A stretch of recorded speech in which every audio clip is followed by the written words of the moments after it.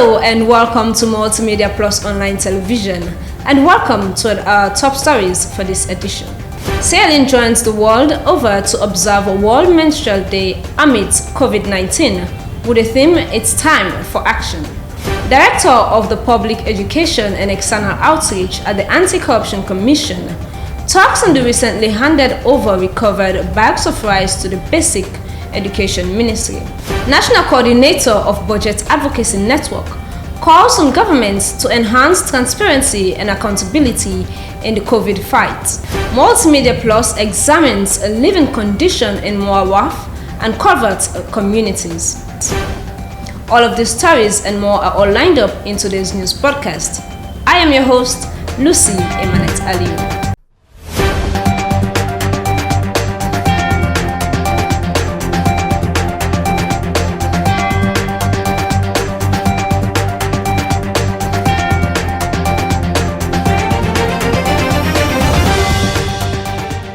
Now for the news in details. May 20th each year, non-profits, government agencies, the private sector, the media, and individuals come together to celebrate Menstrual Hygiene Day and advocate for the importance of good menstrual hygiene management. This year, Menstrual Hygiene Day recognizes that periods do not stop for pandemics and will continue to drive home the idea with the theme, "It's time for action." But what do activists make up of this day amidst COVID-19? Theresa Thomas reports. Raising awareness to women and girls all around the world is to address the challenges, hardships, and highlight positive and innovative solutions being taken to address these challenges. This day makes audible and visible a growing movement that promotes body literacy. Anita Koroma is the Executive Director of Girls Child Network. Girls, the best thing you can do yourself, stay away from sex. Abstinence. Girls, you need to stay away from sex. Abstinence is the best. If you cannot abstain, we have the card. We can help you. You determine when you're going to have a baby. Don't tell me that I can't do it. Out there, I didn't see young girls in the UK, they gave them all this commodity. No, they are there, but trust me, they don't have time. They know what they're doing, they look after themselves. This cancer thing is killing people. We need to understand that. Captain Band, do they tell you what Captain Band is doing in your body? Some women, they are so thin. Immediately they go for the injection, you see them getting bigger and bigger and bigger. Nobody tells them about those medications. It's not fair.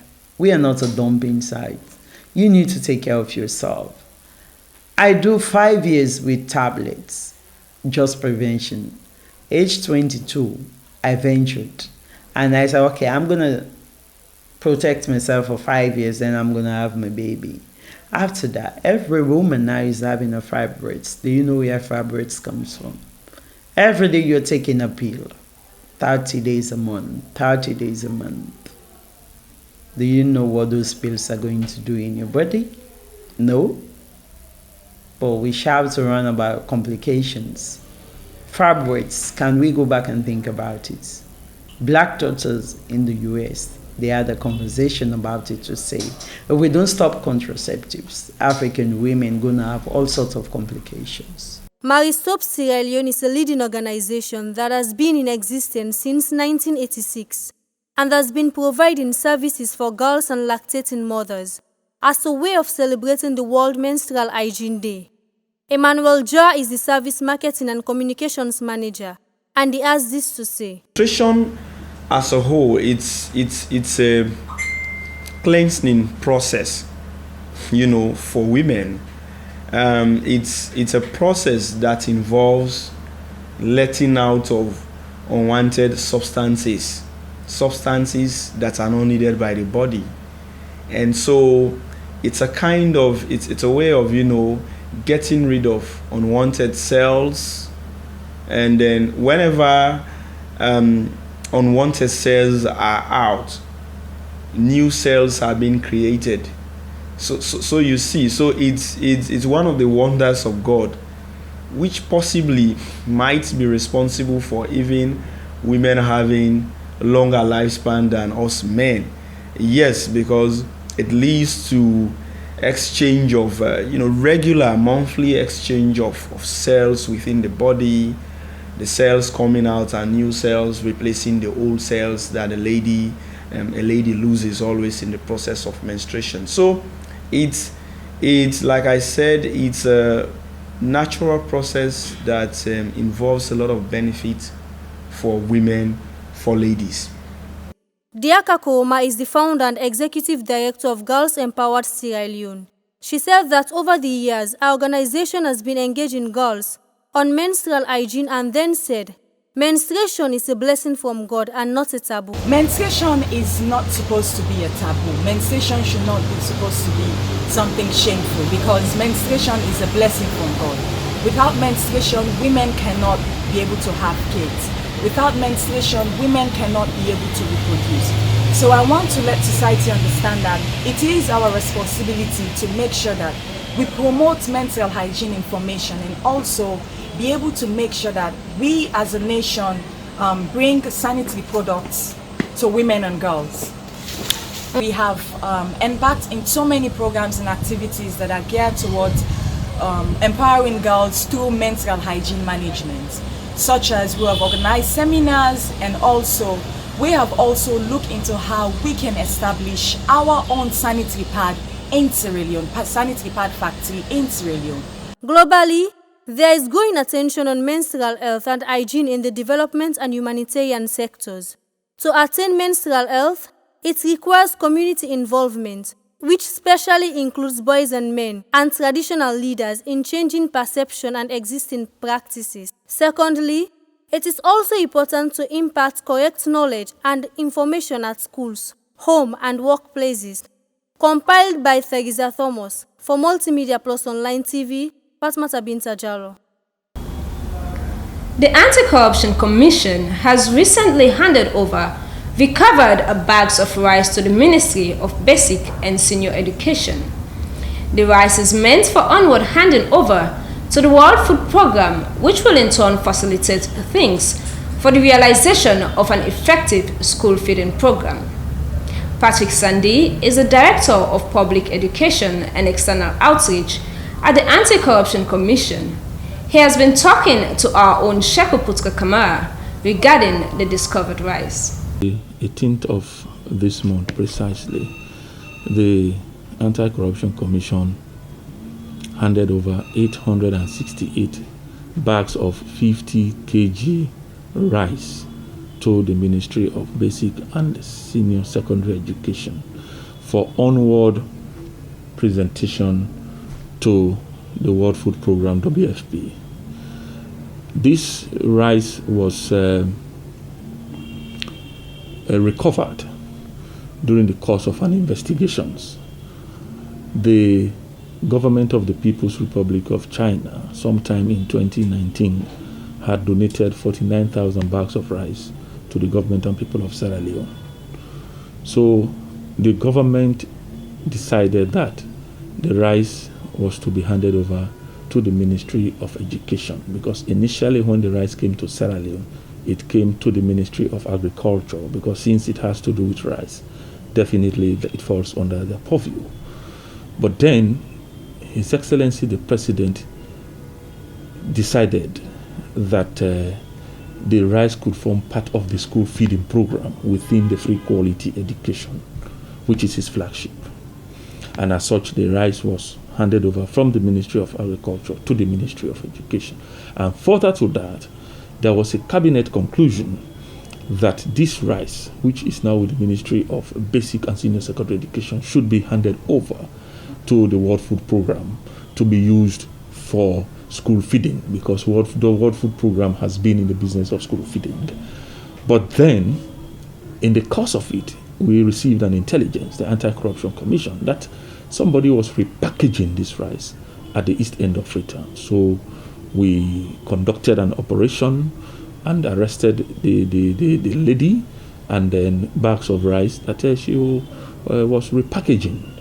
And we went into full-scale investigations, which the investigation was concluded, and the commission charged to court the former Minister of Basic and Senior Education, Honorable Alpha Timbo, the Deputy Minister, Mrs. Emily Gogra, the Permanent Secretary, Charles Kamanda, the nutritionist, Mamusu Masakoy, and the businesswoman, Zainab Binta Kamara. So the trial is ongoing in the High Court. So in the course of the investigation, we are able now to run into these bags of rice that apparently had been given to people to go and distribute. Because what happened was, even when the cabinet has given its position, and the conclusion stated categorically that they were to hand over the rice to the BFP, the leadership of the ministry, those I have mentioned, besides the businesswoman, sat down and then took the decision that they were now to go ahead with the distribution process. But that had not been the initial instructions. So on the basis of that, and the investigation was concluded, they were charged to court for various offenses, ranging from misappropriation of public property and then abuse of office. Well, if you're just tuning in, you're watching news coming to you from Multimedia Plus Online Television. We will now go for a short break. Stay focused.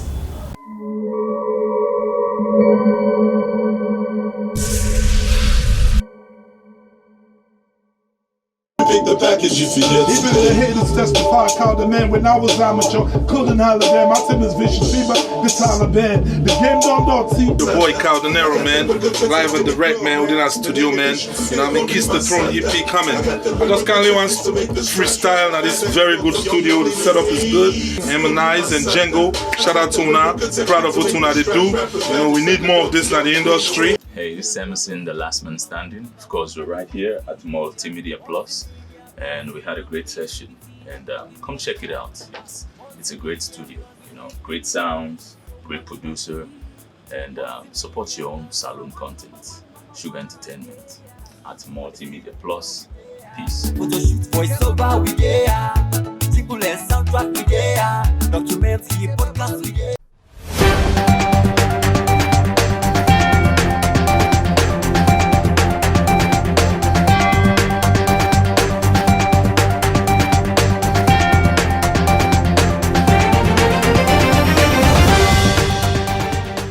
Well, welcome back, viewer, to Multimedia Plus Online Television.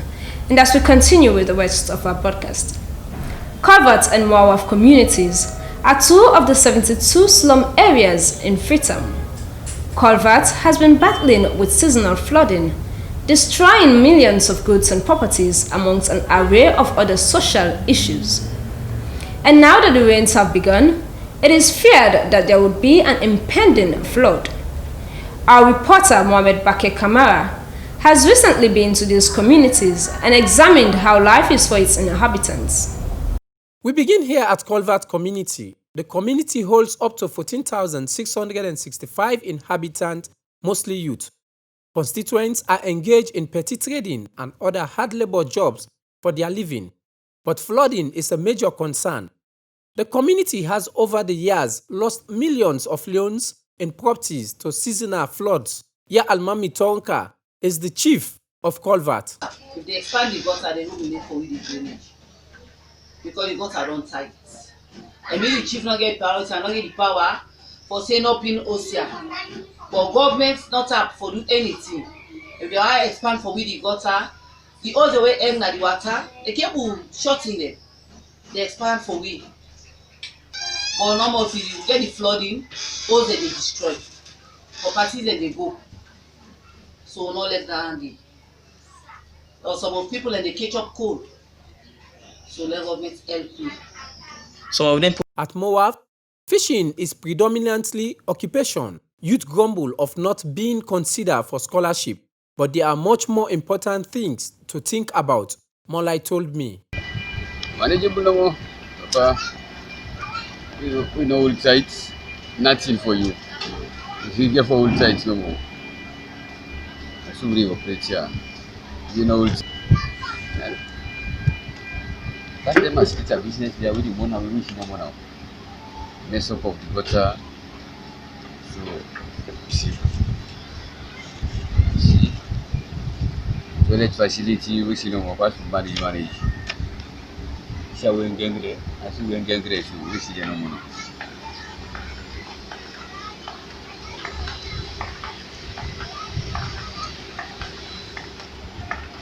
I got now I got 90 billion for me. As we delay, what they can take all TV water. So that's the message. Even though youth tend to bury their sorrows in fishing, conditions of living are still far from getting better, and with the rains already falling, another more threatening issues like flooding hang in the balance. Multimedia Plus Online Television. I am Anthony Vandi. Well, let's quickly go for some health sensitization, even as we continue to take preventive measures to keep ourselves safe during the COVID-19. There is a global outbreak of a new coronavirus disease that is rapidly spreading to a number of countries around the world. Common signs and symptoms include cough, fever, shortness of breath, and difficulty in breathing. In severe cases, complications include pneumonia, and kidney failure may occur and possibly leads to death if left untreated. Everyone is at risk of getting this disease. The virus is spread through droplets produced during coughing or sneezing by a sick person. You can get the disease if you are in close contact with a person who has the disease or infected animals and animal products. Travel to areas affected by the outbreak is a risk to getting infected. To protect yourself and others, wash your hands frequently with soap and water or use alcohol-based hand rubs. Cook your meat products and eggs thoroughly. If you are infected, prevent spreading the disease by covering your mouth and nose when coughing or sneezing with flexed elbow or tissue, and wash your hands immediately after. If you suspect that you or a member of your family or anybody has the coronavirus, you should immediately seek medical care at the nearest health facility. This message is brought to you by the Ministry of Health and the ZNPHI with support from partners.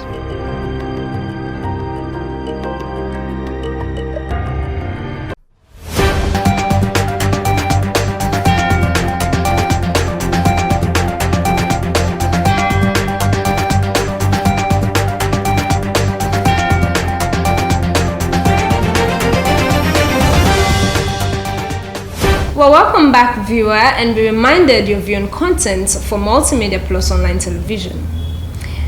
Of recent, there has been news making the rounds that the government of Sierra Leone has an intention of suspending audits and procurement laws, thus questioning the transparency and accountability issues in the fight against COVID-19 in the country. However, this attempt to move has strongly been condemned by various rights groups and civil society organizations.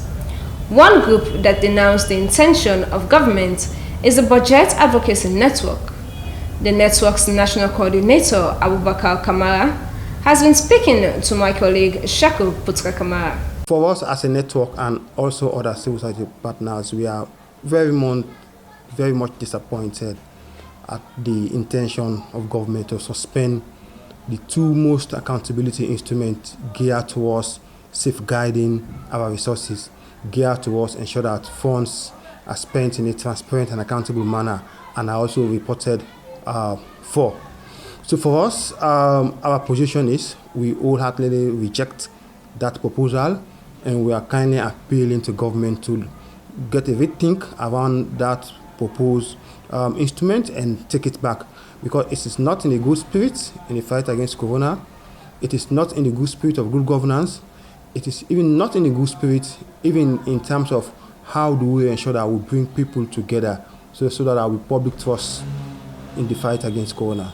The process of developing laws goes through a number of stages, and we came to know about this when we first saw the document on the social media. So at first we thought it was just fake news. So in the morning hour, we have to send our staff to go and purchase the document at the bookshop, and indeed the document was there at the bookshop, gazetted. And before a law is being gazetted, it has to go a number of processes, so which means we are almost at the second to last stage. But we are happy that they went further and gazetted it, because one of the way to get public input on laws is by government gazetting that instrument. So for us, we have made our position by publishing a press release in terms of the ramification of the government going ahead with this particular instrument. Fight against COVID-19 requires trust. And for government to get the trust of the people, there should be transparency and accountability, and more so in the management of the people's resources, which the government is using to fight against corona. And transparency and accountability is one key tools which government need to use to fight the corona. So by suspending those laws, it means you are reducing public trust. In fact, they are also trying to divert the fight against the corona, because this will create a whole lot of fake news. It will create a whole lot of assumptions. People will now just think government want to eat the money. Some individuals think government want to eat the money. That's why they are passing these laws, so that they will not be accountable. They will not be held responsible on how they use the people's resources. In my opinion, when you talk about accountability, the first thing is setting the standards. And the standards here are the laws and the regulations which will guide public officials in terms of how are you going to account for the resources, how are you going to ensure that you report for the resources, how are we going to ensure that there is value for money. So accountability is key in the fight against this coronavirus. Well, that's all we have time for in today's news broadcast here on Multimedia Plus Online Television. But before we close, here's a recap of the headlines. Sailing joins the world over to observe a World Menstrual Day amidst COVID-19 with the theme "It's Time for Action." Director of the Public Education and External Outreach at the AntiCorruption Commission talks on the recently handed over recovered bags of rice to the Basic Education Ministry. National Coordinator of Budget Advocacy Network calls on governments to enhance transparency and accountability in the COVID fight. Multimedia Plus examines a living condition in Muawaf and covert communities. Thank you very much indeed for sharing your time with us on Multimedia Plus Online Television. Do not forget to subscribe to our YouTube channel at Multimedia Plus Online Television for more updates, news broadcasts, programs, and interviews. We're also on Facebook at Multimedia Plus. Please visit, like, and share our page. Well, I am Lucy Imanet Aliu. Until we meet again next time, I have been your presenter. Bye for now.